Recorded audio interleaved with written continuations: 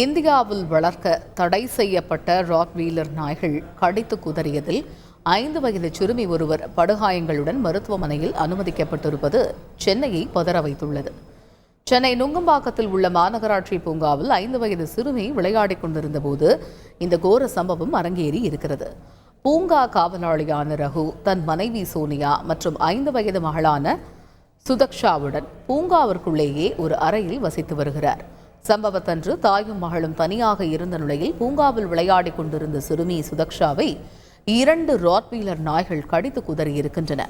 2மே வளர்ப்பு நாய்கள் என்பதும் இவைகள் இந்தியாவில் வளர்க்க தடை செய்யப்பட்டவை என்பதும் குறிப்பிடத்தக்கது. நாய்களை அதன் உரிமையாளரான புகழேந்தி என்பவர் எந்த ஒரு கட்டுப்பாடும் இல்லாமல் பூங்காவிற்குள் அழைத்து வந்து துரியவிட்ட நிலையில் இந்த கொடூர சம்பவம் நிகழ்ந்திருக்கிறது.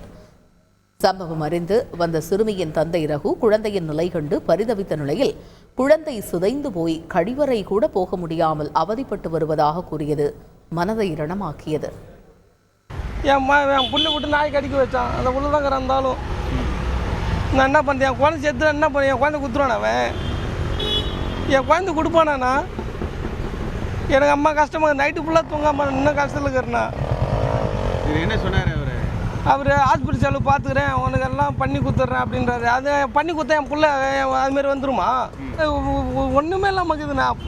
புள்ள வேந்து மூத்த கூட பேய மாட்டேங்குதுண்ணா.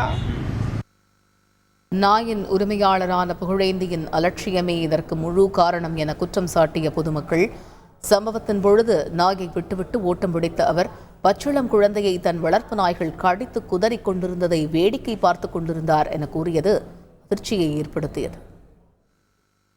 அந்த ஓனர் உள்ளே வந்துட்டு இப்படி நிற்கிறாங்க, கை கட்டி நிட்டு பார்த்துட்டு தான் இருக்காங்க அந்த குழந்தைய கடிக்குதுன்னு சொல்லிட்டு. அவங்களோட டாக் அவங்க தான் பிடிக்கணும், அவங்க பிடிக்கவும் இல்லை. அங்கேயே நின்றுட்டு இருக்காங்க, எதுவுமே பண்ணலை. வீட்டுக்காரன் அவரோட பையன் நினைக்கிறான். அவன் 2 பேரும் அங்கே தான் இருந்தாங்க. ஸோ அவர் கண்ட்ரோல் பண்ணோன்னா பண்ணியிருக்கலாம். ஏன்னா அவர் தான் வளர்க்குறாரு அந்த நாயை. அவர் எதுவுமே செய்யலைங்க, அப்படியே லுங்கி கட்டினா. அவர் வயசானவர் தான். பட் அது எதுனா ஒன்று பேசியோ எதுனா சொல்லியிருந்தானா விட்டுட்டு இருக்கோம்.